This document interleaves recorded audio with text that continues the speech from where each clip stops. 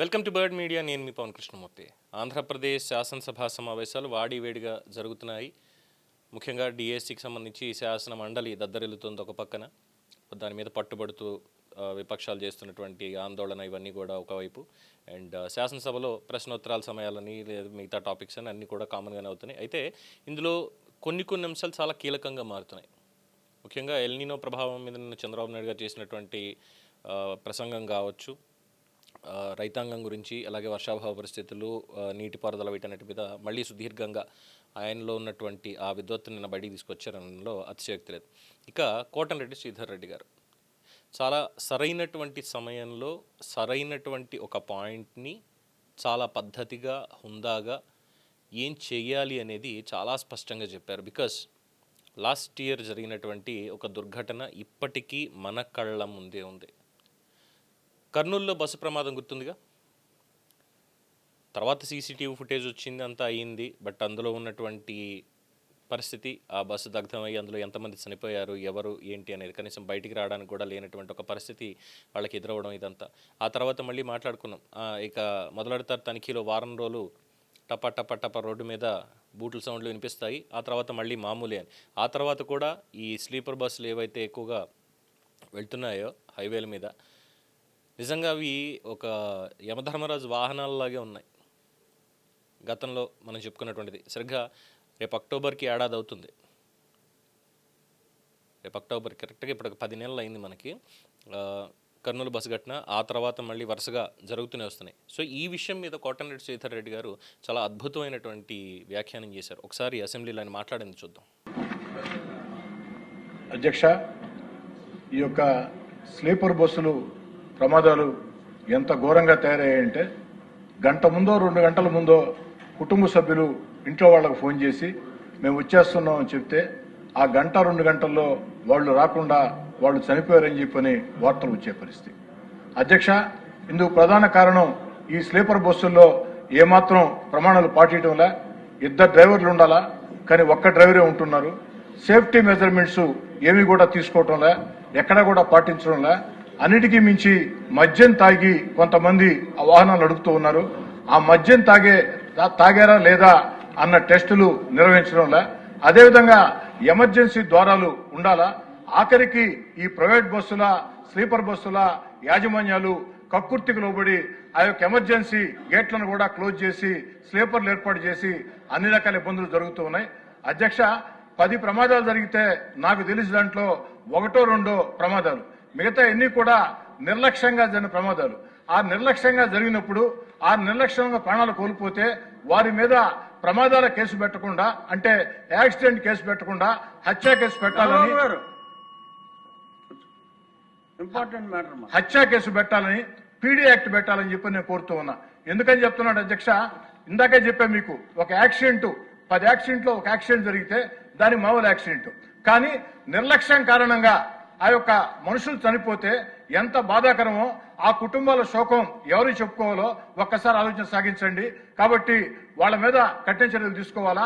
అన్నిటికీ మించి ప్రభుత్వానికి ఒక సూచన చేస్తున్నా, ముఖ్యంగా రవాణా శాఖ మంత్రి గారు రాంప్రసాద్ రెడ్డి గారు, యువకుడు, ఈరోజు ఈ యొక్క స్లీపర్ బస్సులో కానీ ఈ బస్సుల్లో కానీ టికెట్ల బుకింగ్ కి ఏదైతే అభి అని, రెడ్ అని, మా బస్సు అని చెప్పని బుకింగ్లు జరుగుతున్నాయి. వారికి ఏమాత్రం సంబంధం ఉండదు. వ్యాపార సంస్థలు 100 కోట్లు వారికి ఆదాయాలు వస్తూ ఉంటాయి, కానీ ప్రభుత్వానికి ₹1 ఆదాయం లేదు. అదే ఆర్టీసీ డిపార్ట్మెంట్ లో ప్రతి ఆర్టీసీలో కూడా మన దగ్గర మొత్తం కూడా ఈ యాప్ ఉంది. ఈ బస్సులు ఎక్కడ తిరుగుతాయి? ఆంధ్ర, తెలంగాణ, తమిళనాడు, కర్ణాటక లేదా ఒరిస్సా. కాబట్టి ఈ రాష్ట్రాల రవాణా శాఖ మంత్రులతో మాట్లాడి అభి బస్సు, రెడ్ బస్సు బుకింగ్లు కాకుండా మొత్తం కూడా ఆర్టీసీ యాప్ ద్వారా మనమే టికెట్లు బుక్ చేసుకుంటే ప్రభుత్వానికి మేలు జరుగుతుంది.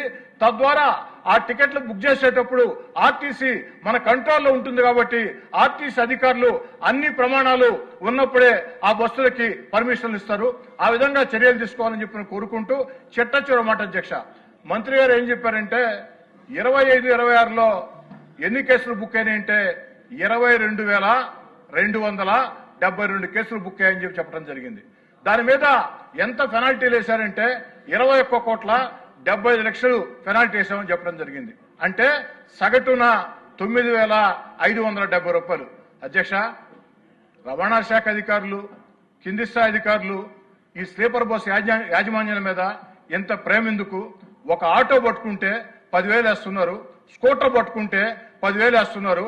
అలాంటిది స్లీపర్ బస్ యాజమాన్యాలు 100 కోట్ల 1000 కోట్ల ఆస్తిపరులు ఆ యొక్క ప్రాణాలు కోల్పోయే పరిస్థితి ఉంటే వారికి 9,570 రూపాయలు, 22,727 కేసుల్లో 21 కోట్ల 75 లక్షలంటే సగటున 9,570 రూపాయలు. మరి ఏంది అధ్యక్ష ఇది? కాబట్టి మంత్రి గారు, మీరు యువకులు, మీ కింది స్థాయి అధికారులు పూర్తిగా గాడి తప్పేస్తున్నారు. వారిని కంట్రోల్లో పెట్టండి, బలంగా వారికి పెనాల్టీలు వేయండి, కఠినమైన చర్యలు తీసుకోండి. 2 డ్రైవర్లు పెట్టాల్సిందే, డ్రంక్ అండ్ డ్రైవ్ టెస్ట్ చేయాల్సిందే, ఎమర్జెన్సీ డోర్స్ ఉండాల్సిందే, సేఫ్టీ మెజర్మెంట్ పాటించాల్సిందే. అదేవిధంగా ఈ రెడ్ బుక్ల మీద మరోసారి పునరాలోచన మొత్తం కూడా చేసి, రెడ్ బస్సుల మీద పునరాలోచన చేసి, ఏదైతే అన్ని రాష్ట్రాల రవాణా శాఖ మంత్రులతో మాట్లాడి, ముఖ్యమంత్రి గారితో మాట్లాడి ఈ యొక్క బస్సుల బుకింగ్ మొత్తం కూడా ఆర్టీసీ చేపట్టినట్లయితే అన్ని రాష్ట్రాలకు కూడా మేలు జరుగుతుంది, నియంత్రణ వస్తుంది. ఆ దిశగా చర్యలు తీసుకోవాలని చెప్పని కోరుకుంటూ సెలవు తీసుకున్నారు అధ్యక్ష. విమానం పైలట్లకి ఎలాగ జాగ్రత్తలు తీసుకుంటారో వీళ్ళకి కూడా అలా తీసుకోవాలి. అదే చెప్పారు. సాధారణ ప్రాణాలు అంతే ముఖ్యం. ఎంత బాధాకరం అంటే సార్, స్లీపర్ బస్సుల్లో ప్రయాణించే వాళ్ళంతా కూడా సార్ మధ్యతరగతి, దిగువ మధ్యతరగతి, పేద కుటుంబాలు సార్. ఎంత బాధేస్తుందంటే 1 గంట 2 గంటల్లో ఇంటికి వస్తామని ఫోన్ చేస్తారు. వారు రావచ్చు, లేదా వారు చనిపోయారని వార్త రావచ్చు. దీని మీద రవాణా శాఖ మంత్రి గారు, అధికారులు దయచేసి నా మాటల్ని విమర్శలుగా భావించవద్దు. మనది ప్రజాప్రభుత్వం, మంచి ప్రభుత్వం, చంద్రబాబు గారి నేతృత్వంలో ప్రజల కోసం పనిచేసే ప్రభుత్వం. కాబట్టి అధికార యంత్రాంగాన్ని కదిలించి ముందు కొనసాగించి ప్రజలకు మేలు చేసే చర్యలు చేపట్టాలని వినయపూర్వకంగా మంత్రి గారు. చూసారుగా, అంటే ఇన్ జనరల్గా బస్సులో డ్రైవర్లు, లేదంటే సేఫ్టీ, ఎమర్జెన్సీ ఎగ్జిట్, మిగతా ప్రికాషన్స్ ఇవన్నీ ఓకే, ఎవరన్నా మాట్లాడతారు. ఈ ఆర్టీఏ వాళ్ళు మనకి ఫైన్స్ వసూలు చేస్తున్నారు అన్న దగ్గర చూసారా, అది కోటంరెడ్డి గారి స్పెషాలిటీ. ఎక్కడ ఏ సెన్సిబుల్ పాయింట్ని పట్టుకుంటే అది వెళ్ళి తగులుతుందో ఆయన పట్టుకోవడంలో ఎక్స్పర్ట్. 590 రూపాయలు ఫైన్ వేశారట. ఇలా బస్సులు రూల్స్ అండ్ రెగ్యులేషన్స్ని పాటించట్లేదు అని బస్సుకి ఒక్కొక్క దాని మీద 590 రూపాయలు ఫైన్ వేశారట. దానికి ఆయన చెప్పినటువంటి ఎగ్జాంపుల్, సార్ ఒక స్కూటర్ను లేదంటే ఒక ఆటోను పట్టుకుంటే 5,000 10,000 వేస్తున్నారు సార్ ఫైన్లు మనోళ్ళు. అలాంటిది బస్సుకి 590 రూపాయలు ఏంటి సార్, మరి అంత ప్రేమ ఎందుకు సార్ వాళ్ళ మీద ఆయన అడుగుతుంటే నిజంగా నాకే షాక్ అనిపించింది. ఏంటి మన ట్రాన్స్పోర్టేషన్ ఆర్టీఏ వాళ్ళు బస్సులను చెకప్ చేసి ఏమైనా ఫాల్ట్స్ ఉంటే 590 రూపాయలు వేస్తున్నారా ఫైన్, వాటి మీద అంతకుమించి ఫైన్లు వేయట్లేదా? ఇది సో మండిపల్లి రామప్రసాద్ రెడ్డి గారికి చాలా గట్టి పాయింటే ఇచ్చారు. మీరు అలసత్వం వహించడానికి వీల్లేదు, యువకులు ఇంకా చేయాల్సింది చాలా ఉంది, ఇప్పటి నుంచే మీ శాఖని కంట్రోల్లోకి తీసుకోండి అని చెప్పని. అలాగే ప్రైవేట్ బస్ ఆపరేటర్స్ అనేది కానీ ఈ టికెట్ బుకింగ్ యాక్టివిటీ ఏదైతే ఉందో, ఆ టికెట్ బుకింగ్ కంపెనీస్ బయట వాళ్ళతోటి మనకు వచ్చేది ఏం లేదు, వాళ్ళేమి మన ప్రభుత్వాలకు కట్టేది పెట్టేది పెద్ద ఉండదు. అదే ఏపీఎస్ఆర్టీసీఏ మొత్తం మన 4 రాష్ట్రాలకి సంబంధించి ట్రాన్స్పోర్ట్ మినిస్టర్లు అందరూ కలిసి కూర్చొని మన ఆర్టీసీ అప్లికేషన్ నుంచి ప్రైవేట్ దానికైనా సరే టికెట్ బుక్ చేసుకునేలా ఉంటే అది ఇటు ప్రభుత్వానికి ఆదాయ వనరుగా వస్తుంది. అలాగే ఒక డేటా అనేది మన దగ్గర చాలా పకడ్బందీగా ఉంటుంది ఇమీడియట్ అసిస్టెన్స్కి. ఇది కూడా చేయండి అని ఒక అద్భుతమైన సూచన ఇచ్చారు. చూడాలి మరి ప్రభుత్వం ఏ విధంగా దీని మీద స్పందిస్తుంది, చేస్తుంది. ఎందుకంటే రోడ్డు ప్రమాదం, ఆయన ఇంకొక మాట అన్నారు, చాలా చక్కగా అప్పుడే సెండ్ ఆఫ్ ఇస్తాం, బస్సు ఎక్కుతారు, మనం ఇంటికి వస్తాం, పొద్దున్న చేరతారు హ్యాపీగా అని మనం పడుకునే లోపు 1 గంట 2 గంటల ఫోన్ వస్తుంది, మీ వాళ్ళు లేరండి అని. ఆ పెయిన్ ఎలా ఉంటుంది అనేది ఒక్కసారి సభలో ఉన్న వాళ్ళందరూ కూడా అర్థం చేసుకోవాలి వాళ్ళ పెయిన్ని. సో అలాంటి మాట, అలాంటి కాల్స్ మనకి రాకూడదు, ప్రయాణం అందరికీ సుఖవంతంగా జరగాలి, ఎటువంటి ఇబ్బందులు లేకుండా అంటే కఠినమైనటువంటి చర్యలు తీసుకోవాల్సిందే, రూల్స్ అండ్ రెగ్యులేషన్స్ పాటించాల్సిందే అని ఆయన చెప్పినటువంటి మాట గతంలో పాలకులు లేదా అంతకుముందు ఉన్నటువంటి పాలకులు లేదా అంతకుముందు ఉన్నటువంటి పాలకులైన నిర్ణయాల రూపంలో అప్పుడే తీసుకుంటే ఇప్పటిదాకా మనకి ఇన్ని బస్సు యాక్సిడెంట్లు ఇలాంటివి జరిగి ఉండేది కాదు డెఫినెట్గా. సో అట్లీస్ట్ ఇప్పటి నుంచి అయినా సరే ఇనిషియేటివ్ తీసుకొని రేపు అక్టోబర్ 24 కరెక్ట్గా ఏడాది, అక్టోబర్ 24 లోపులో ఏదైనా ఒక మంచి రెజల్యూషన్ దీని మీద పాస్ చేయాలి, ఒక చట్టాన్ని కూడా తీసుకురావాలి అవసరం అయితే అనేది ప్రభుత్వం ముందుంచుతున్నటువంటి ఒక డిమాండ్ అని అనుకోవచ్చు.